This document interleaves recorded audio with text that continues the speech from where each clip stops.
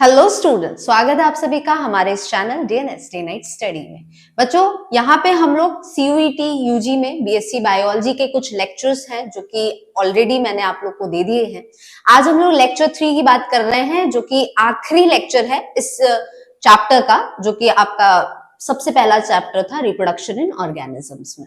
तो अपने आप में चैप्टर जो है थोड़ा छोटा था, तो इसीलिए जल्दी कंप्लीट हो गया है। आने वाले जो सेकंड थर्ड चैप्टर्स हैं काफी लेंदी होने वाले हैं, लेकिन उसको भी हम लोग कंप्रेस करके कम शब्दों में सारी थ्योरी आप लोग को एक्सप्लेन करने की कोशिश करेंगे। साथ में एमसीक्यू और पीवाईक्यूज भी जाएंगे।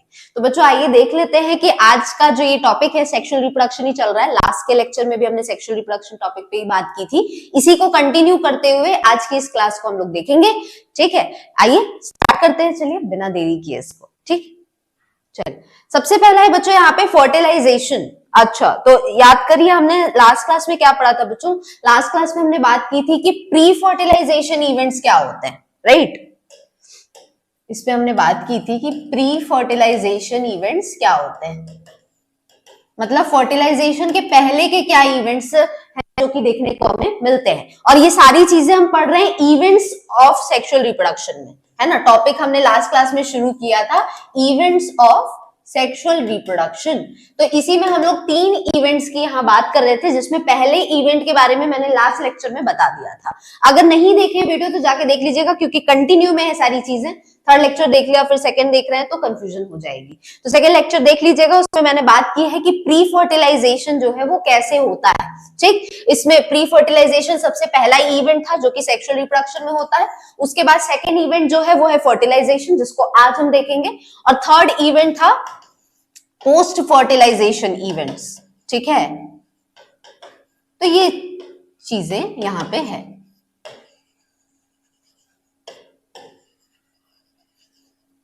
तो प्री फर्टिलाइजेशन इवेंट्स, फिर फर्टिलाइजेशन और फिर पोस्ट फर्टिलाइजेशन इवेंट्स, ये कुछ 3 इवेंट्स हैं जो कि आपको देखने को मिलते हैं। अब इसमें प्री फर्टिलाइजेशन की यहाँ पे हम लोग ने बात कर ली थी लास्ट क्लास में, जिसके अंदर हमने 2 टॉपिक्स देखे थे बच्चों। एक था यहाँ पे सिंगैमी।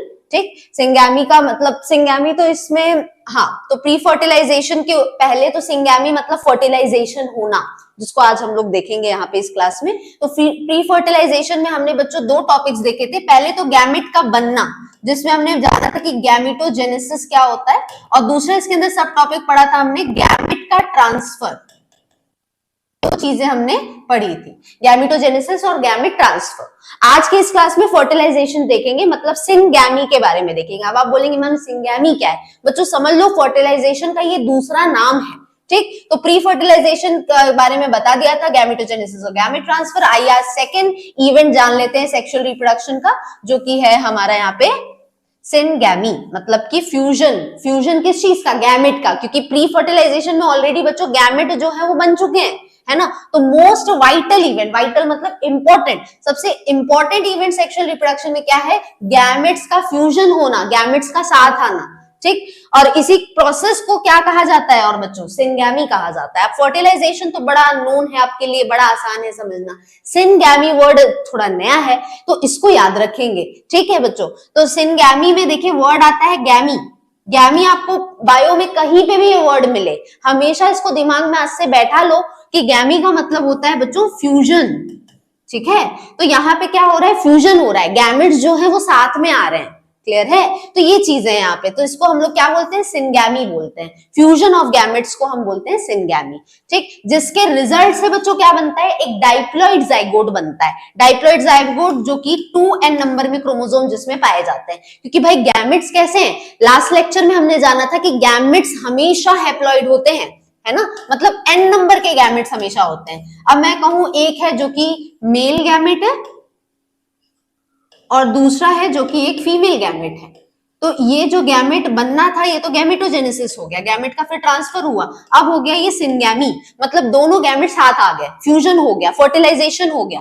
तो इससे क्या होगा? एक 2n नंबर का जाइगोट बन जाएगा, क्योंकि एक n आया मेल गैमेट से, दूसरा n मतलब यहाँ पे क्रोमोसोम से बच्चों। तो n यहाँ पे एक आया मेल गैमेट से, दूसरा क्रोमोसोम n नंबर का आया फीमेल गैमेट से, और दोनों के फ्यूजन से एक डाइप्लॉइड जाइगोट बन गया। तो बच्चों कह सकते हैं जो प्रोडक्ट है, पहला प्रोडक्ट है सिंगैमी का, वो क्या होता है, वो जाइगोट होता है। और इसका प्लॉइडी कैसा होता है, तो वो होता है डाइप्लॉइड। प्लॉइडी का मतलब है कि क्रोमोसोम नंबर कैसा है इसके अंदर, उसको लिए हम लोग एक वर्ड यूज करते हैं प्लॉइडी। इसके बारे में हम लोग को डिटेल में आगे की कुछ क्लासेस में पढ़ना है, तो टेंशन नहीं देंगे उस बात की।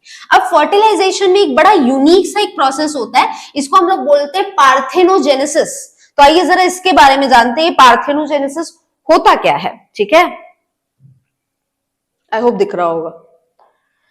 तो कुछ ऑर्गेनिजम्स जिसमें जैसे कि रोटिफर्स हो गए, हनी बीज हो गए, और कुछ लिजर्ड्स और कुछ बर्ड्स जैसे कि टर्की, ये सब में क्या होता है बच्चों, जो फीमेल गैमेट है, ठीक है, हम सब जानते हैं फर्टिलाइजेशन का मतलब दो तरह के गैमेट्स का फ्यूज होना, लेकिन यहाँ पे जो फीमेल गैमेट है ये क्या हो रहा है, एक डेवलपमेंट में जा रहा है, मतलब उसके अंदर कुछ विकसित हो रहा है, किस तरह से उसके अंदर सेल जो है वो और डिवाइड कर रहे हैं और उसी डिवीजन से एक नया ऑर्गेनिज्म बन जा रहा है।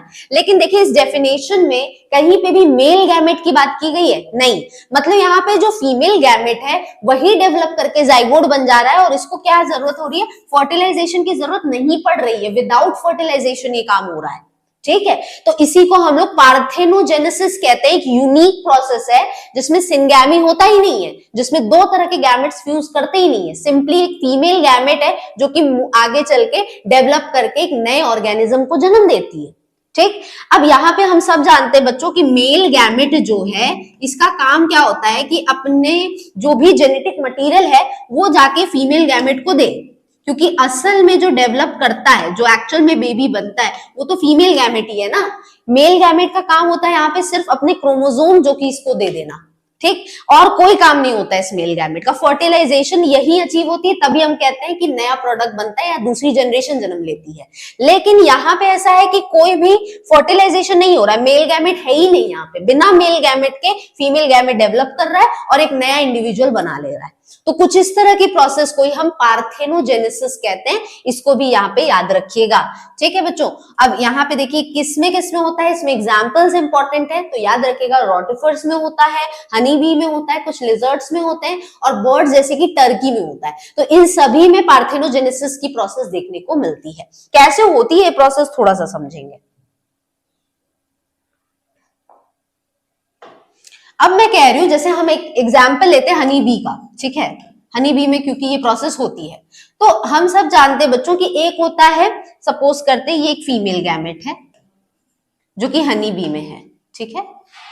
अब मैं कह रही हूं कि इसके अंदर पार्थेनोजेनेसिस यहाँ पे होना है, तो अब ये जो फीमेल गैमेट है इसके पास अपने आप में कितने क्रोमोसोम होंगे, n नंबर के, क्योंकि हम सब जानते हैं कि गैमेट्स हमेशा हैप्लॉइड होते हैं, है ना, हमेशा हैप्लॉइड होते हैं। तो फीमेल गैमेट जो है इसके अंदर क्या हुआ, डेवलपमेंट हुआ और ये डेवलप करके आगे चल के क्या हो गया, एक न्यू ऑर्गेनिज्म बना लिया। न्यू ऑर्गेनिज्म जो इसमें बनता है वो ज्यादातर बच्चों एक मेल होता है, जो कि बनता है मेल होता है, ठीक है। तो इसमें मेल बनते हैं और इन मेल हनी बी को ड्रोन्स बोलते हैं बच्चों। तो ये बिना फर्टिलाइजेशन के अगर फीमेल गैमेट है, एग है और उसमें फर्टिलाइजेशन नहीं हुआ है, तो हमेशा समझ लीजिएगा कि उसमें ड्रोन्स बनते हैं, मतलब ड्रोन्स हम मेल हनी बी को बोलते हैं। अब मैं इसी में कहूं कि मेल गैमेट आ गया तो एक सिंपल सा फर्टिलाइजेशन हुआ जिसमें इसने भी अपना कंट्रीब्यूट किया क्रोमोसोम को। तो ऐसे में क्या होगा, जब फीमेल गैमेट और मेल गैमेट दोनों यहाँ पे फर्टिलाइज करेंगे तो जो डाइप्लॉइड बनेगा बच्चों, ये डाइप्लॉइड इंडिविजुअल जो बनेगा वो होगी एक female honey bee. Female honey bee ये ज्यादातर वर्कर हो सकती है या क्वीन हो सकती है। तो इस तरह से बच्चों यहाँ पे डेवलपमेंट होता है, पार्थेनोजेनेसिस भी होता है, सिंपल फर्टिलाइजेशन भी होता है हनी बी में। कहने का मतलब ये है, अगर सिर्फ पार्थेनोजेनेसिस होगा तो क्या होगा, सिंपली ये जो फीमेल गैमेट है जो कि इनमें थोड़ा सा अलग होता है बच्चों, ये डाइप्लॉइड होते हैं शुरू में, ठीक, लेकिन ऑब्वियसली बात है, हम सब जानते हैं अगर डाइप्लॉइड है तो मियोसिस हो जाएगा जिससे क्रोमोसोम आधे हो जाएंगे और उसी की वजह से जो नया ऑर्गेनिज्म बनेगा वो कि एक मेल होगा, ड्रोन होगा और उसमें क्रोमोसोम नंबर यहाँ पे कैसे होते हैं, हैप्लॉइड होते हैं। अब यहाँ पे क्या होगा, n और n साथ में आएंगे क्योंकि मियोसिस की वजह से ये जो n बना n प्लस n यहाँ पे 2n हो जाएगा। तो डाइप्लॉइड नंबर के क्रोमोसोम एक फीमेल हनी बी में पाए जाते हैं, जबकि हैप्लॉइड नंबर के क्रोमोसोम एक मेल हनी बी में पाए जाते हैं, जिसको हम ड्रोन्स भी बोलते हैं, और फीमेल को हम वर्कर या क्वीन बोलते हैं। इसके बारे में डिटेल में हमें आगे जिक्र करना है तो टेंशन नहीं लेंगे। ठीक है, इस बारे में हम लोग बहुत डिटेल में मैं सारी चीजें आप लोग को बताऊंगी। अभी फिलहाल के लिए बस इतना समझिए कि अगर फीमेल गैमेट में फर्टिलाइजेशन नहीं होता है तो भी वो उसके अंदर इतना वो कैपेसिटी है कि वो फीमेल गैमेट डेवलप होकर एक नए ऑर्गेनिज्म को जन्म दे सकती है। ठीक है, और इसी यूनिक प्रोसेस को हम पार्थेनोजेनेसिस कहते हैं। एग्जाम्पल्स अच्छे से यहाँ पे याद रखिएगा। नेक्स्ट है बच्चों, अब फर्टिलाइजेशन की बात हो रही है तो हम यहाँ जरा टाइप्स की बात करेंगे। दो तरह के टाइप्स है यहाँ पे, एक है एक्सटर्नल फर्टिलाइजेशन और दूसरा है इंटरनल फर्टिलाइजेशन।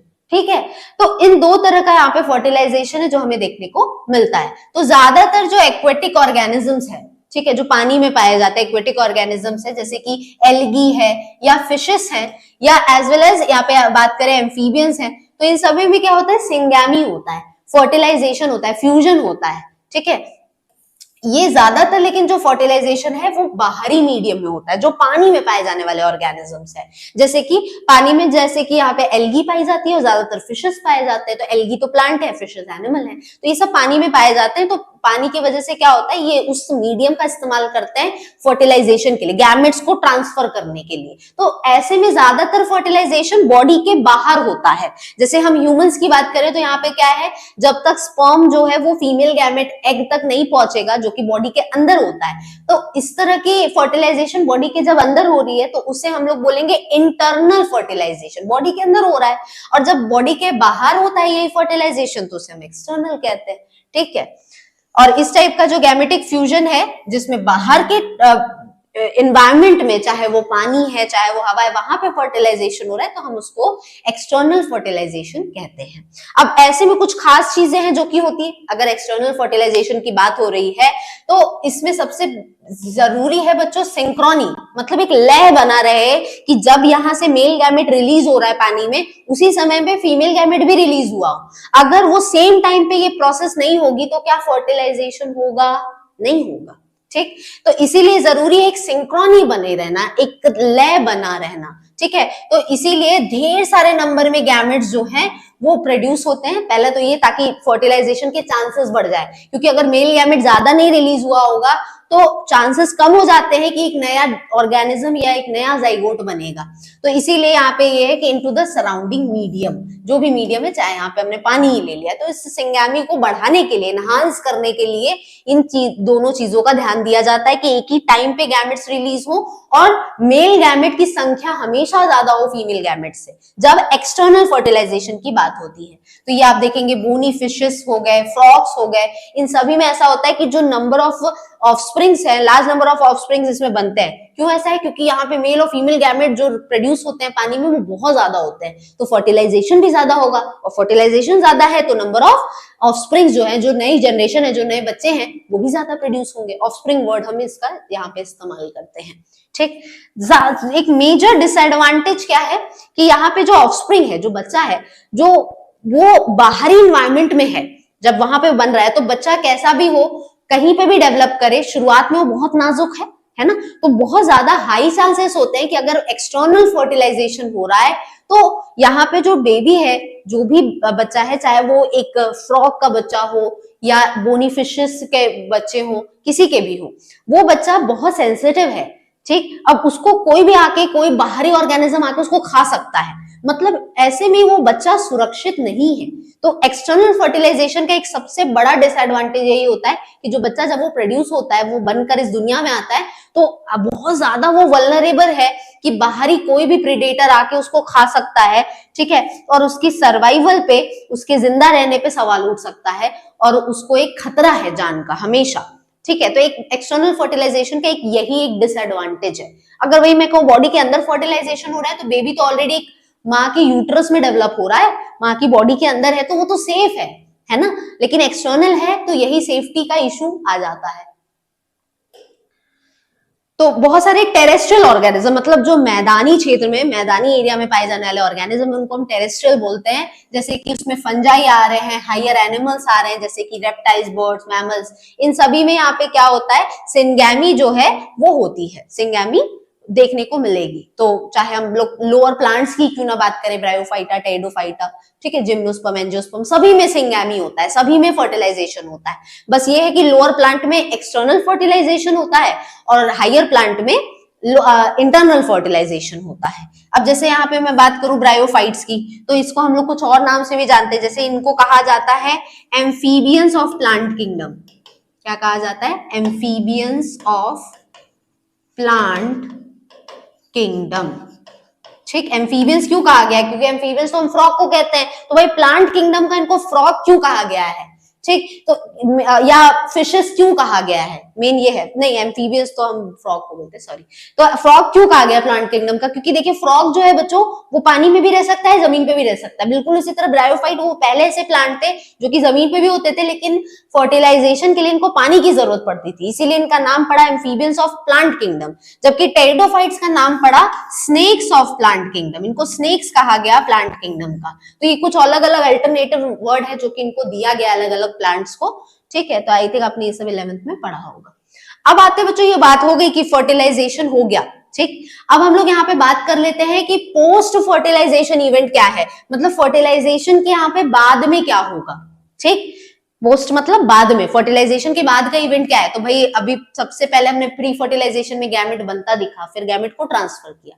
फर्टिलाइजेशन में हमने देखा कि गैमेट जो है वो फ्यूज हो रहा है, सिंगैमी हुआ, अब डेवलपमेंट हुआ और एक जाइगोट बना। तो पोस्ट फर्टिलाइजेशन में क्या होगा बच्चों? यहाँ पे जब जाइगोट बन गया, उसके बाद के सारे इवेंट्स को हम पोस्ट फर्टिलाइजेशन कहते हैं। कई बार बच्चे कंफ्यूज होकर लिखते हैं कि जाइगोट के बनने का प्रोसेस मतलब पोस्ट फर्टिलाइजेशन। नहीं, जाइगोट बनना एक फर्टिलाइजेशन की प्रोसेस है। अब इसके बाद इसमें जो भी बदलाव आएंगे वो पोस्ट फर्टिलाइजेशन का हिस्सा बनेगा। ठीक, तो अब आते हैं थोड़ा सा एक टर्म पे, जाइगोट। तो ये जो डाइप्लॉइड जाइगोट है, ये हमेशा सेक्सुअली रिप्रोड्यूसिंग ऑर्गेनिज्म में बनता ही है। और हमेशा याद रखिएगा इसकी प्लॉइडी कैसी होती है, 2n की होती है। इसमें डबल नंबर में क्रोमोसोम हमेशा पाए जाते हैं। और पहला जो डिवीजन जो कि एक जाइगोट में होता है, वो किस तरह का डिवीजन होता है बच्चों? मियोसिस होता है। ठीक है, मियोसिस होता है। मियोसिस कहिए, या इसी को हम लोग क्या बोलते हैं बच्चों? रिडक्शन डिवीजन बोलते हैं। क्या बोलते हैं? Reduction division. ठीक है, तो इसमें क्या हो जा रहे हैं? क्रोमोसोम आधे हो जाते हैं। यही चीज यहाँ पे होती है मियोसिस में, रिडक्शन डिवीजन होता है। ठीक है, तो क्यों होना जरूरी है? क्योंकि इसमें जो देखिए क्रोमोसोम है ये डबल हो जाता है जाइगोट में। तो डबल है, लेकिन होना इसको कितना है? वापस से सिंगल होना है, हैप्लॉइड होना है। तो इसके लिए इसमें क्रोमोसोम को आधा होना जरूरी है, इसीलिए मियोसिस ऐसा पहला डिवीजन है जो कि जाइगोट में होता है। कई बार क्वेश्चन ये भी बनता है। ठीक, तो जिसमें यहाँ पे, ठीक है, तो जाइगोट की यहाँ बात हो रही है। तो जाइगोट जब एक्सटर्नल मीडियम में बनता है, तो एक्सटर्नल फर्टिलाइजेशन अगर हो रहा है तो जाइगोट एक्सटर्नल मीडियम में ही बनेगा, और अगर इंटरनल फर्टिलाइजेशन हो रहा है तो जाइगोट जो है वो बॉडी के अंदर बनेगा। ये तो सिंपल सी बात है। ऐसे ऑर्गेनिज्म जिसमें जैसे फंजाई, एल्गी है, इसमें जाइगोट जो है ये थिक वॉल बना लेता है। अब मैंने बात किया यहाँ पे कि कई बार ऐसा होता है कि फर्टिलाइजेशन बाहर हो रहा है, तो फर्टिलाइजेशन जब बाहर है तो जाइगोट भी बाहर बना, ऑब्वियस सी बात है। तो ऐसे में क्या होता है, कुछ ऑर्गेनिज्म जैसे कि एल्गी और फंजाई में क्या होता है कि इसी जाइगोट के अगल बगल एक थिक वॉल बन जाती है।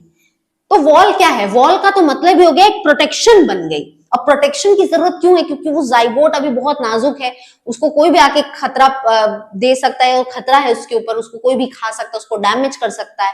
तो इसी से बचने के लिए एल्गी और फंजाई में देखने को मिलता है कि जो जाइगोट है उनके अगल बगल एक मोटी सी वॉल डेवलप हो जाती है, जो कि उनको कहीं ना कहीं उस डेवलपिंग जाइगोट को बचा के रखती है उस एक्सटर्नल एनवायरमेंट से। ठीक है, तो that is resistant to desiccation and damage. अब इस वॉल की खासियत ये होती है बच्चों कि इसमें ना तो कोई इसको कोई हानि पहुंचा सकता है, इस वॉल को कोई तोड़ नहीं सकता है, ना इसको कोई डैमेज कर सकता है। तो कोई भी नुकसान इस वॉल को नहीं पहुंचाया जा सकता। इस तरह से ये वॉल डिजाइन होती है। ठीक, तो काम क्या है इस वॉल का? ताकि वो जो जाइगोट अंदर डेवलप कर रहा है उसको कोई हानि ना पहुंचे। ठीक है, अब ये कई बार होता है कि जब ये वॉल बन जाती है तो कोई भी डिवीजन नहीं होता है इस जाइगोट में। भाई हम जानते हैं कि ये जो जाइगोट है, जब इसको डेवलप करना है तो इसको अपने बॉडी में और डिवीजन करने पड़ेंगे, तभी जाके वो क्या कहलाएगा? एम्ब्रियो बन जाता है। जाइगोट में जब और सेल डिवीजन होता है बच्चों, तो वही क्या बन जाता है? एम्ब्रियो बन जाता है। ठीक है, तो इस तरह से यहाँ पे डिवीजन होता है। अब यहाँ पे ये चीज क्या है कि एक रेस्टिंग पीरियड में कोई भी ऑर्गेनिज्म है वो चला जाता है जब वो जर्मिनेट करने वाला होता है उससे पहले। ठीक है, तो ये चीज इसमें देखने को मिलती है। जब भी वॉल बन जाएगी ये डिवीजन जो है वो देखने को नहीं मिलता है। अब अगर मैं यहाँ पे बात करूं हेप्लॉन्टिक लाइफ साइकिल की, ऐसे ऑर्गेनिज्म जिसमें हेप्लॉन्टिक लाइफ साइकिल चल रही है, तो इसमें जो जाइगोट है कैसे डिवाइड होता है, मियोसिस के जरिए डिवाइड होता है, रिडक्शन डिवीजन होता है, ताकि इसमें क्या बन जाए, हैप्लॉइड स्पोर्स बन जाए। ठीक, तो हेप्लॉन्टिक लाइफ साइकिल और डाइप्लॉन्टिक, ये दो तरह की लाइफ साइकिल है जो कि आपने पढ़ा होगा बच्चों 11th में कि ये होता है, एल्गी में पढ़ा होगा। ठीक है, बेसिकली ये है एल्गी में आप लोग ने देखा होगा कि ये चीज इस तरह की साइकिल्स चलती है। अभी साइकिल है क्या, आइए देख लेते हैं, फटाक से देखेंगे, कुछ बहुत डिटेल में नहीं जाएंगे बच्चों। कोई भी प्लांट है, लोअर प्लांट, तो उसमें दो तरह की स्टेजेस होती है, एक होती है गैमेटोफाइट स्टेज और दूसरे स्टेज को बोलते हैं स्पोरोफाइट स्टेज। ये दो तरह की स्टेजेस हैं जो इनमें देखने को मिलेगी। अब गैमेटोफाइट और स्पोरोफाइट ये दो स्टेजेस होती है। अब इसको हम लोग कंपेयर कर लेते हैं हम ह्यूमन से। भाई हमारे लाइफ में कितने स्टेजेस आती है, एक वो जिसमें हम बहुत छोटे होते हैं, बचपन हमारा होता है, फिर हम बड़े होते हैं जिसमें हम नौजवान कहलाते हैं, फिर हम बुढ़े होने लगते हैं। तो एक मेजर सी बात करें तो ये 3-4 स्टेजेस है जो कि हम इंसानों की लाइफ में देखने को मिलते हैं। बिल्कुल उसी तरह प्लांट में बच्चों ये दो स्टेजेस हैं, दो की देखने को मिलते हैं। एक स्टेज को गैमेटोफाइट बोलते हैं, इसका खास मतलब है कि इसमें भाई ये एक ऐसी स्टेज है जिसमें गैमेट बनेंगे, मतलब मेल और फीमेल गैमेट। ठीक, तो दो तरह के गैमेट्स बनते हैं, एक को मैंने प्लस से दिखा दिया, एक को माइनस से, मेल और फीमेल को। अब यहाँ दो तरह के जाइगोट अरे गैमेट बनेंगे तो ऑब्वियसली बात है फर्टिलाइजेशन होगा, और फर्टिलाइजेशन होगा तो एक जाइगोट जरूर बनेगा। यही जाइगोट जो है ये क्या करेगा, वापस से एक स्पोरोफाइट को जन्म देता है, जो कि इसी प्लांट की एक दूसरी स्टेज होती है। ठीक, अब जाइगोट जब भी स्पोरोफाइट बनाएगा तब ये मियोसिस जरूर करेगा, जिसमें क्रोमोसोम को ये आधा कर देता है, तभी ये स्पोरोफाइट बनेगा।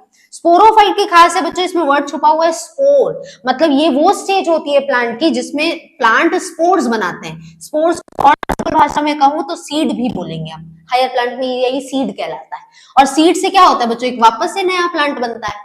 तो कुल इस तरह की लाइफ साइकिल जो है वो लगभग सारे प्लांट्स में देखने को मिलती है। कभी कभी ये होता है कि ये वाली जो स्टेज है वो ज्यादा समय के लिए चलेगी, ये वाली जो स्टेज है वो कम समय के लिए चलेगी। तो उसी बेसिस पे जो लाइफ साइकिल है प्लांट्स में या एल्गी में वो अलग अलग तरह का हो जाता है। तो हैप्लॉन्टिक लाइफ साइकिल एक टाइप है लाइफ साइकिल की, इसमें देखने को मिलता है जो जाइगोट है वो डिवाइड करता है बाय मियोसिस। अभी देखिए मैंने इसी साइकिल बनाया कि जाइगोट में मियोसिस हुआ, क्यों हुआ, क्योंकि जाइगोट तो डाइप्लॉइड होता है ना, तो मियोसिस होगा तभी तो स्पोरोफाइट बन पाएगा। तो जाइगोट में मियोसिस जरूर होगा ताकि आगे चल के इसी से हैप्लॉइड स्पोर्स बन सके और वही आगे चल के एक नए इंडिविजुअल को जन्म देगा। तो कुछ ये वाली लाइफ साइकिल जो मैंने प्लांट की बनाई है इसको बच्चों दिमाग में बैठा लीजिए। 11th में तो पढ़ा ही होगा, लेकिन पता नहीं याद है या नहीं आप लोग को, तो कोशिश करिएगा कि ये साइकिल आप याद कर लें। ठीक, तो ये आपके लिए आसान रहेगा। जाइगोट एक वाइटल लिंक है, एक इंपॉर्टेंट जोड़ है जो कि बताता है कि स्पीशीज आगे कंटिन्यू होगी, है ना। तो ये वही कंटिन्यूटी को, वाइटल लिंक जो है जो कि कंटिन्यूटी बता रहा है कि हाँ ये जनरेशन आ गई, फिर दूसरी जनरेशन, फिर तीसरी जनरेशन, उसके बीच का जो लिंक है वो कौन है, यही जाइगोट है जो कि बनता है। ठीक है, तो between the organisms of one generation to the next, तो दो जनरेशन के बीच का जो लिंक है वो एक्चुअल में कौन है, यही जाइगोट होता है। ठीक, तो इस तरह से बच्चों ये डेवलपमेंट हमें पोस्ट फर्टिलाइजेशन में देखने को मिलता है। अब यही जब जाइगोट है, अब इसी जाइगोट में आगे और डिवीजन होगा, मियोसिस जब होगा तो उसी के वजह से क्या बनेगा बच्चों, एम्ब्रियो बनेगा। और एम्ब्रियो के बनने की प्रोसेस को हम क्या बोलते हैं, एम्ब्रियोजेनेसिस बोलते हैं। कुछ नया नहीं है, जेनेसिस का मतलब सिंथेसाइज होना, कुछ चीज का बनना, सिंथेसिस, बस जेनेसिस लग गया। अब किसके आगे जेनेसिस वर्ड क्या लगा है उसको डिकोड कर लीजिए, तो आगे लगा एम्ब्रियो, तो एम्ब्रियो का बनना क्या कहलाता है, एम्ब्रियोजेनेसिस कहलाता है। तो ये ही जाइगोट बनने के बाद की प्रक्रिया होती है, पोस्ट फर्टिलाइजेशन इवेंट इसे हम कहते हैं। तो process of development of embryo, embryo का बनना जाइगोट की मदद से, जब उसमें मियोसिस हो तो उसी को हम लोग एम्ब्रियोजेनेसिस कहते हैं, जो कि ये बता रहा है कि हाँ ये जो बच्चा है वो डेवलप कर रहा है, वो एक अपना पूरा डेवलप करके एक वेल डेवलप बॉडी बना लेगा। ये श्योरिटी जो है वो देता है ये प्रोसेस जिसे हम एम्ब्रियोजेनेसिस कहते हैं। ठीक, अब एम्ब्रियोजेनेसिस के दौरान होता क्या है कि जाइगोट में बहुत तरह का सेल डिवीजन होता है। ठीक, तो यहाँ पे बच्चों जब सेल डिवीजन और होगा, जब अब इसमें सेल नंबर बढ़ना है। अभी तक देखो जाइगोट जो था इसमें यहाँ पे हमने देखा कि जो जाइगोट है उसमें मियोसिस हो रहा है ताकि वो रिडक्शन हो सके, क्रोमोसोम आधे हो सके, है ना। लेकिन अब मैं यहाँ पे कह रही हूं कि क्रोमोसोम ठीक है हाफ हो गए, तो क्या अब सेल डिवीजन नहीं होगा, बिल्कुल होगा, है ना। और उस सेल डिवीजन की वजह से क्या होगा बच्चों कि अब उसकी साइज बड़ी होगी, जो जाइगोट है उसकी साइज बड़ी होगी। तो उसके लिए बच्चों दूसरे तरह का सेल डिवीजन है जो कि जाइगोट में होता है, और इस दूसरे तरह के सेल डिवीजन को हम लोग बोलते हैं माइटोसिस, जिसमें क्रोमोसोम नंबर आधे नहीं होते हैं। इसका मेन ऑब्जेक्टिव होता है कि नंबर ऑफ सेल को बढ़ाना। ठीक, जब नंबर ऑफ सेल बॉडी में बढ़ने लगते हैं तो बॉडी की साइज बड़ी होने लगती है, और अब हमें वही चाहिए एम्ब्रियोजेनेसिस में कि अब एम्ब्रियो बड़ा हो ताकि वो एक वेल डेवलप्ड इंसान या ऑर्गेनिज्म, चाहे वो प्लांट है चाहे वो एनिमल है, वो बन पाए। ठीक, तो इसीलिए अब जाइगोट के अंदर अब दूसरे तरह का सेल डिवीजन होता है जिसको हम माइटोसिस कहते हैं। ठीक, जब सेल डिवीजन हो रहे होते हैं तो इससे क्या होता है, नंबर ऑफ सेल्स बढ़ जाते हैं। तो याद रखिएगा, कई बार ऐसे पूछता है माइटोसिस में क्या बढ़ता है, तो नंबर ऑफ सेल्स बढ़ने लगते हैं। ठीक है, जबकि मियोसिस में क्या होता है, क्रोमोसोम नंबर आधे हो जाते हैं। ठीक, तो इस तरह से होता है, और इसी से ग्रुप ऑफ सेल्स जो है वो बन जाते हैं जिसमें और बदलाव होता है और स्पेशल तरह के ऑर्गन बॉडी में बनने लगते हैं। अब जब और डिवीजन होने लगेगा तो उसमें बॉडी में अलग अलग ऑर्गन बनने लगेंगे, ऑर्गन बनेगा तो उसका पूरा ऑर्गन सिस्टम तैयार हो जाएगा, और जब ये सारी चीजें अरेंज हो जाएगी बॉडी में तब हम कहेंगे कि वो बच्चा अब पूरी तरह से तैयार है इस नए दुनिया में आने के लिए। ठीक, तब हम उसको एक वेल डेवलप्ड बेबी बोल सकते हैं। ठीक है, अब आता है बच्चों कि अब ये जो एनिमल है वो किस तरह से है, तो दो तरह के एनिमल्स हमें यहाँ जानना है कि बच्चे कैसे इस दुनिया में आ रहे हैं, किस फॉर्म में आ रहे हैं।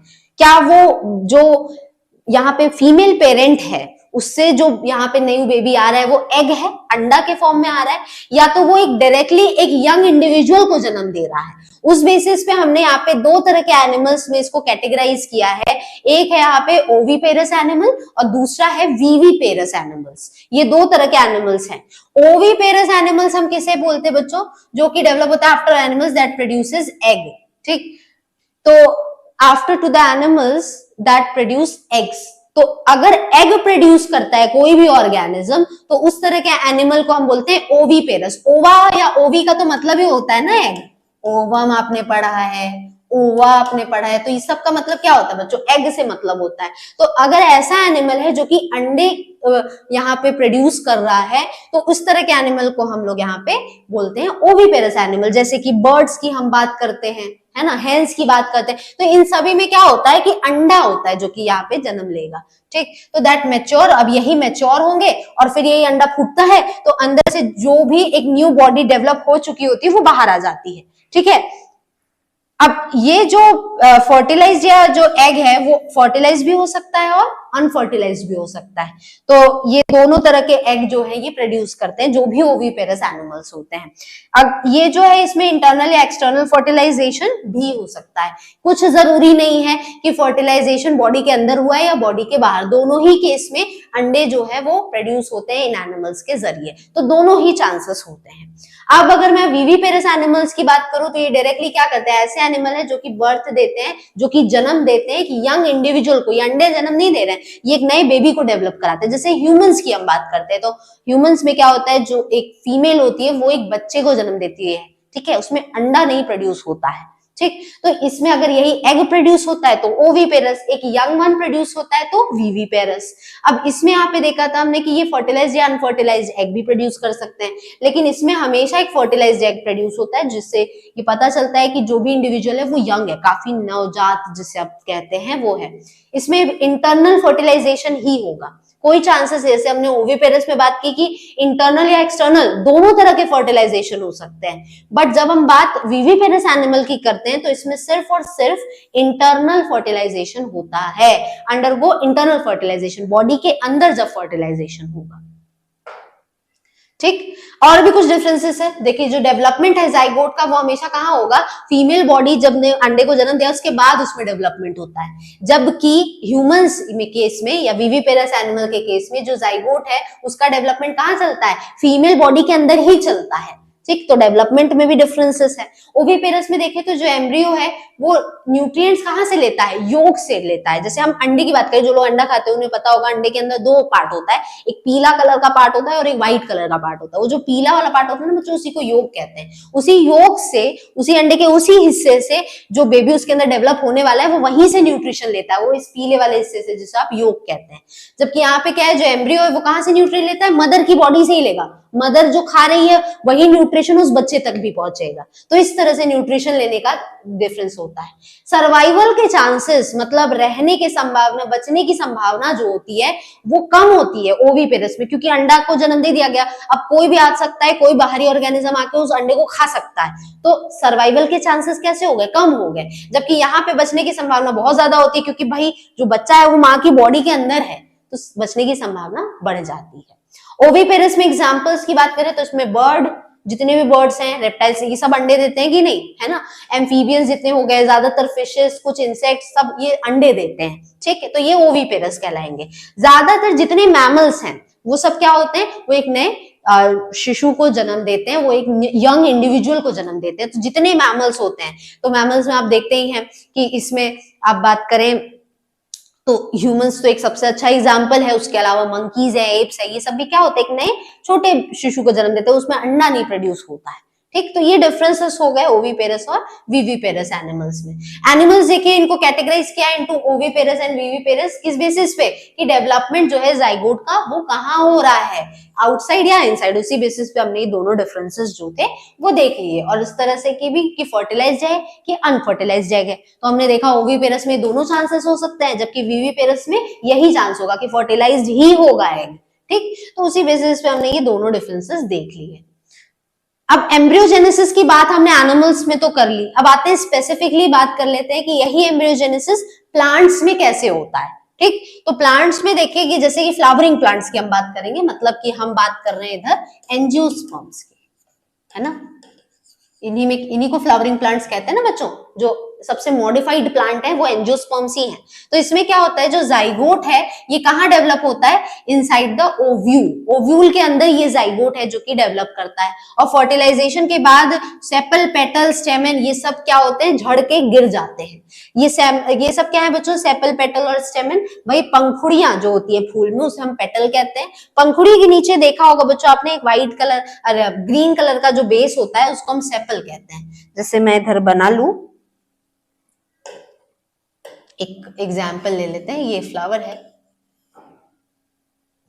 रुको इसको थोड़ा ऐसे कर लेते हैं, ये पेटल्स हैं, ठीक है, इतना तो देखने से पता चल ही रहा है,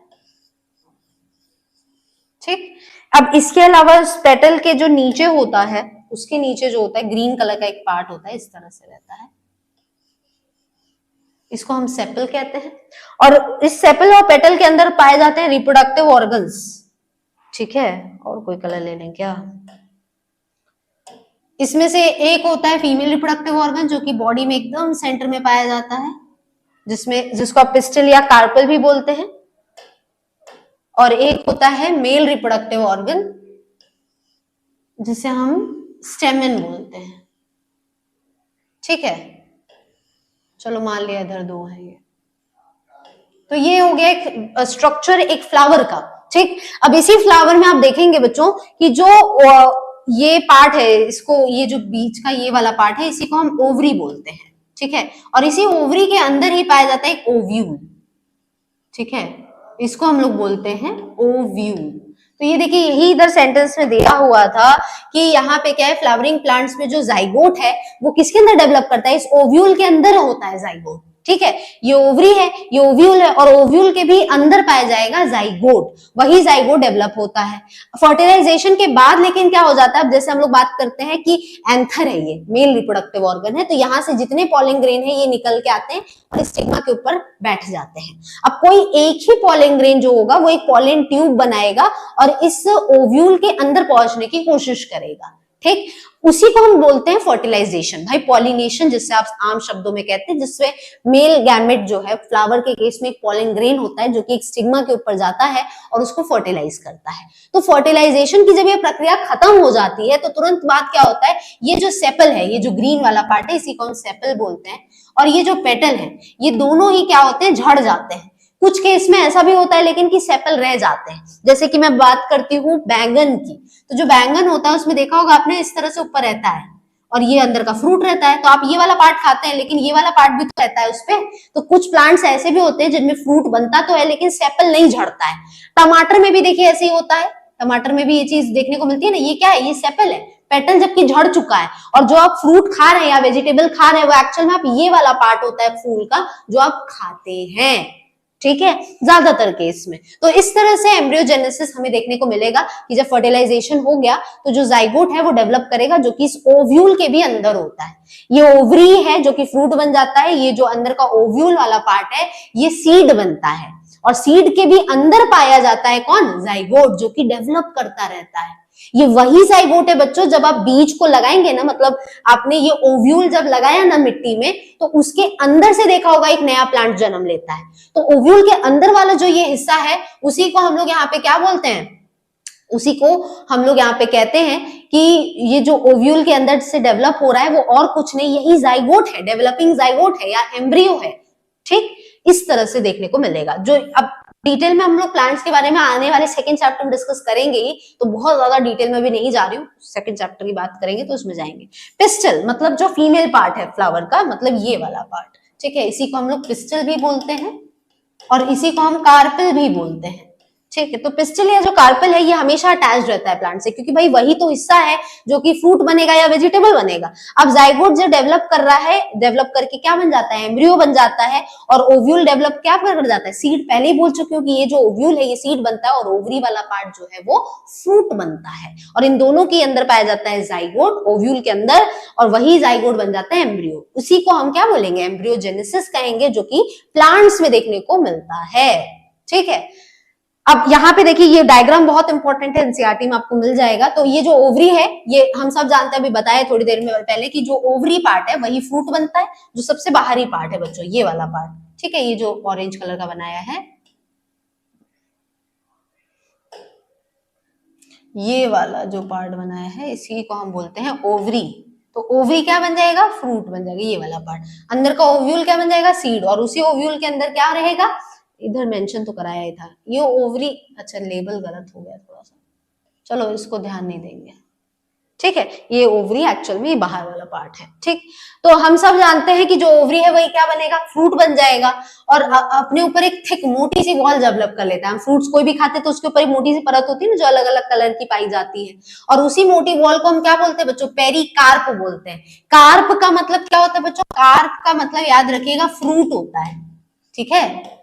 तो that is protective in function. तो भाई जो बाहरी वॉल होता है वो क्या करता है, वो प्रोटेक्शन का ही तो काम करता है, ठीक। अब जब ये डिस्पर्सल हो जाता है, मतलब जब ये झड़ के रिलीज हो जाते हैं जो सीड्स है, तब क्या होता है, वो जर्मिनेट करता है और एक नया प्लांट प्रोड्यूस करता है। तो भाई यही जो सीड है जो किससे बनता है, ओव्यूल से बनता है। उसी सीड जब ये रिलीज हो जाते हैं हवा की मदद से, पानी की मदद से, तो जब इनको एक सूटेबल जगह मिलेगी तो वही डेवलप करके क्या करते हैं, एक नया प्लांट को जन्म देते हैं, ठीक। तो यहाँ पे देखिए डिफरेंट टाइप के फ्रूट्स है जिनमें अलग अलग तरह से सीड का अरेंजमेंट दिखाया गया है, जिसमें यहाँ पे देखिए पी जो है वो पेरिकार्प को बता रहा है, जो कि फ्रूट की बाहरी कवरिंग होती है। जैसे कि मैं बात करूं तो आम, जो आप आम खाते हैं, ठीक है, तो उसके अलावा जो उसकी बाहरी कवरिंग है, उसके अलावा आप देखेंगे तो एप्पल खा रहे हैं तो उसमें बाहरी कवरिंग रेड कलर की होती है। तो ये जो बाहरी आउटर प्रोटेक्टिव कवरिंग है उसी को हम पेरिकार्प बोलते हैं, ठीक। तो एक पेरिकार्प है, और एस का मतलब है यहाँ पे सीड से। तो ये पहला जो डायग्राम देख रहे हैं इसको देख के आप आराम से पता लगा सकते हैं, मटर का दिखा रहा है कि मटर में देखिए जितने सीड है वो एक मार्जिन में पाए जा रहे हैं। इसमें आपने 11th में पढ़ा भी होगा, इसको मार्जिनल प्लेसेंटेशन भी कहते हैं। क्या कहते हैं, मार्जिनल प्लेसेंटेशन। प्लेसेंटेशन का मतलब अरेंजमेंट ऑफ सीड्स की बात होती है, जो कि एक साइड में सारे सीड्स यहाँ पे क्या है, अरेंज पाए जा रहे हैं। उसके बाद सेकंड की यहाँ पे हम लोग बात करें तो इसमें क्या है, जो सीड है वो अंदर की तरफ अरेंज है, और ये जो बाहरी वॉल है इसी को हम पेरिकार्प बोल रहे हैं, ठीक है। तो ये कुछ देखने को मिल रहा है। और ये देखिए तीसरा एग्जांपल है, इसमें देखिए सीड्स जो है, 2 सीड इधर ऊपर की तरफ है, 2 सीड इधर नीचे की तरफ है, और ये जो बाहरी कवरिंग है इसको हम पेरिकार्प कह रहे हैं। ये आपने देखा होगा बच्चों, ज्यादातर कुकुम्बर में देखा होगा, खीरा में जब खीरा कट करते हैं तो इसमें देखिए जो बाहरी कवरिंग है इसको पेरिकार्प बोलते हैं, और अंदर के जो ये पार्ट्स हैं इसको हम सीड बोलते हैं, ठीक।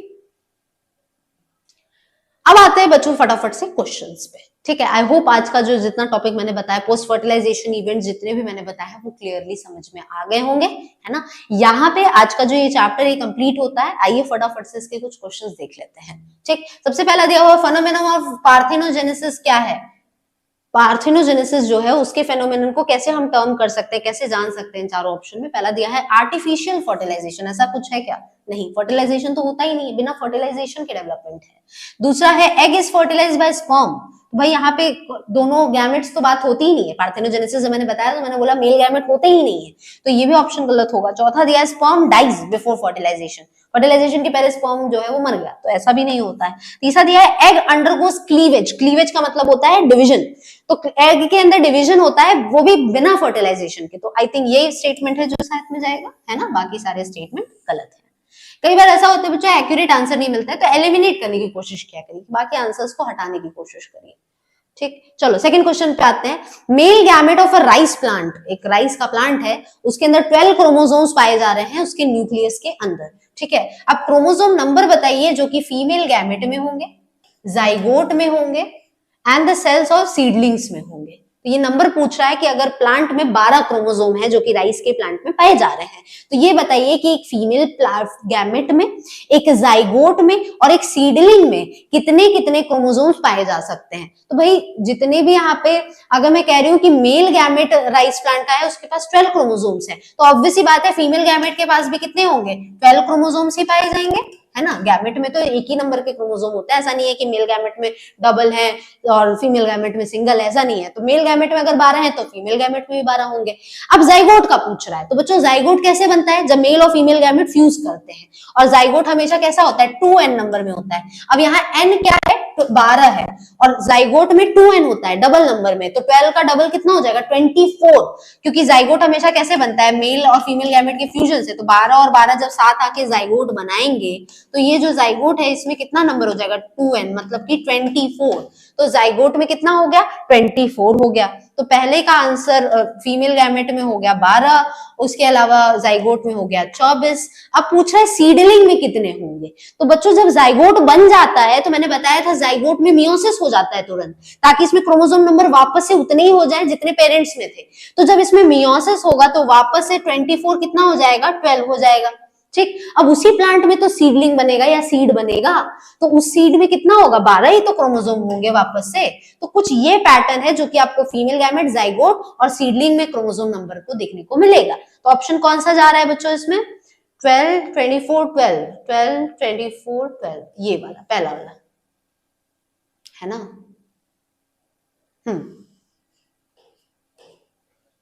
ठीक है, तो इस तरह से ये जाएगा बच्चों, क्लियर है, ए ऑप्शन इधर सही है। नेक्स्ट क्वेश्चन पे आते हैं। Next question is fastest method to obtain clones is, I think ये क्वेश्चन हमने लास्ट क्लास में किया था, है ना। तो बताइए आंसर क्या होगा बच्चों, सबसे बेहतर मेथड, सबसे जल्दी तरीके से हम क्लोन्स या एग्जैक्ट कॉपीज कैसे बना सकते हैं।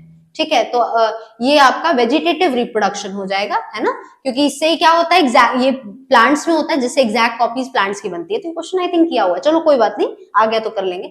हेट्रोगैमस ऑर्गेनिज्म, हेट्रोगैमस का मतलब जब दो अलग अलग तरह के गैमेट्स बनते हैं, ठीक है, तो जो मेल गैमेट और फीमेल गैमेट है इनको क्या बोला जाता है। ठीक है, तो ये भी आई थिंक किया हुआ है। तो इसमें क्या हो जाएगा बच्चों, जल्दी बताइए, कर चुके हैं तो अच्छा है ना, आपको आना चाहिए। तो स्पर्म और ओवम बोलते हैं बच्चों, तीसरा ऑप्शन इसका सही रहेगा। ठीक है, स्पर्म और ओवम।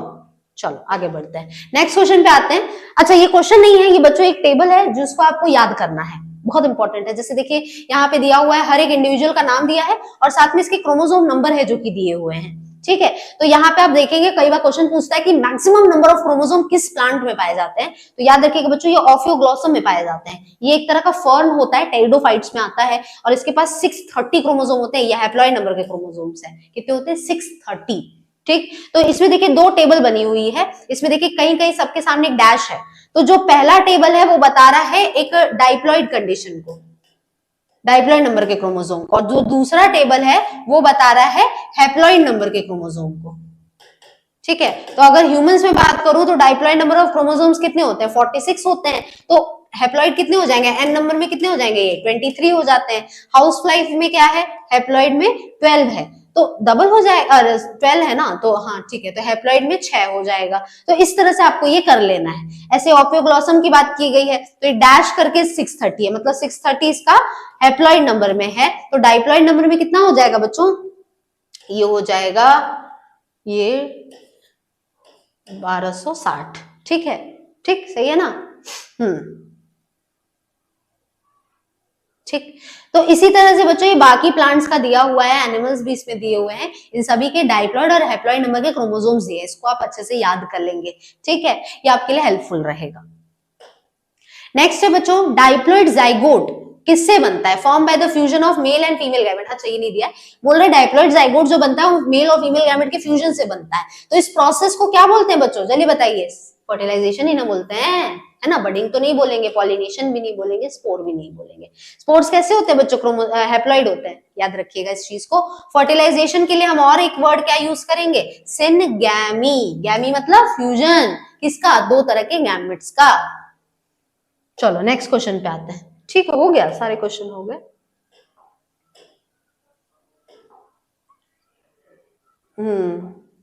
दो क्वेश्चन और है, ठीक है, नहीं अभी खत्म नहीं हुआ है। Choose the correct statement from amongst the following. इनमें से करेक्ट स्टेटमेंट हमें चूज करना है। क्या है स्टेटमेंट भाई?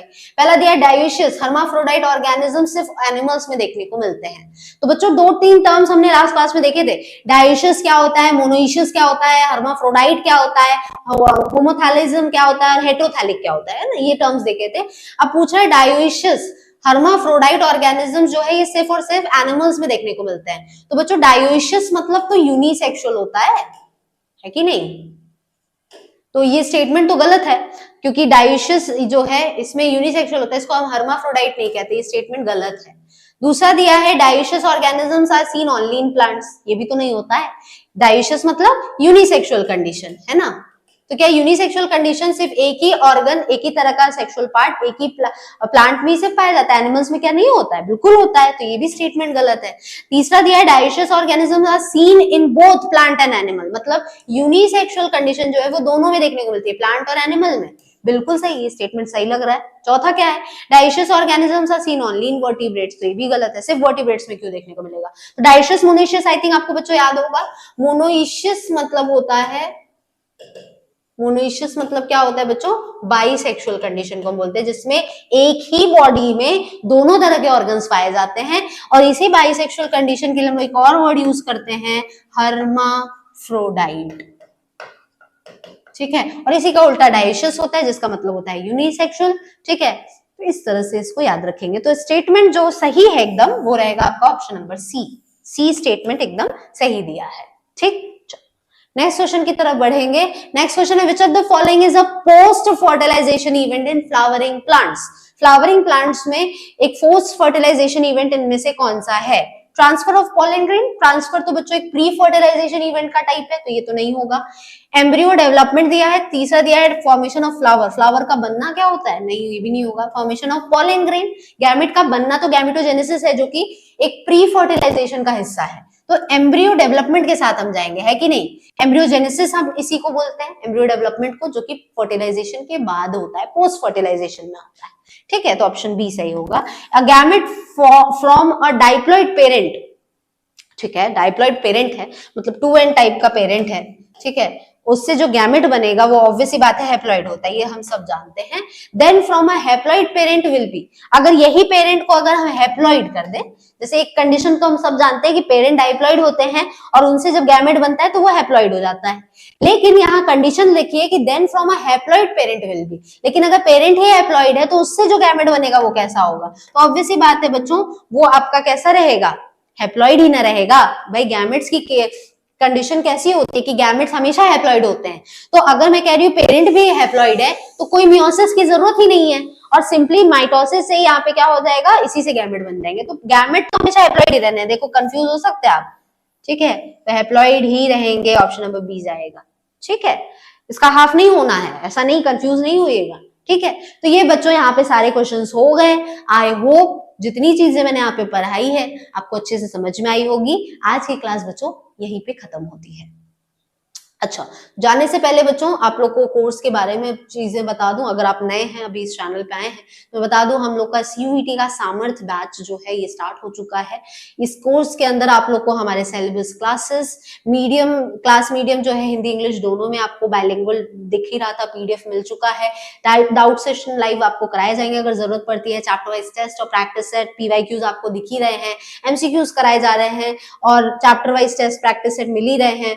लेंथ टेस्ट सीरीज आपको जरूर मिलेगी, उसके साथ में नोट्स और सिलेक्टेड जो भी नोट्स है वो मिल जाएंगे, और पर्सनल गाइडेंस हमारे थ्रू टाइम टाइम पे मिलती रहेगी। इस पूरे कोर्स के अंदर हम लोग 12th का जो भी CUET का कोर्स है पूरा उसे हम लोग कंप्लीट कराएंगे विद इन 3 मंथ्स के अंदर। कोर्स की ड्यूरेशन 3 मंथ की है, लेकिन अगर आप ये कोर्स बाय करते हैं जो कि सिर्फ और सिर्फ 2000 का है, तो ये जो कोर्स है इसकी वैलिडिटी 1 साल की, 1 साल के लिए आपके पास ये कोर्स रहेगा। 1 साल के अंदर आपको जब भी ये वीडियोस देखने आप देख सकते हैं। अगर आपने GNS एजुकेयर ऐप डाउनलोड नहीं किया तो उसे जरूर कर लीजिए, हमारा हेल्पलाइन नंबर इधर दिया हुआ है, ठीक है। तो बच्चों आई होप आज की जो क्लास है आपको पसंद आई होगी। अगर चैनल पे नए हैं तो चैनल को सब्सक्राइब जरूर कर लीजिएगा, अगर वीडियो लाइक नहीं किया है तो लाइक जरूर कर लीजिएगा। मिलते हैं नेक्स्ट क्लास में नए चैप्टर के साथ में। पहला चैप्टर हमारा यहाँ पे कंप्लीट होता है। Thank you.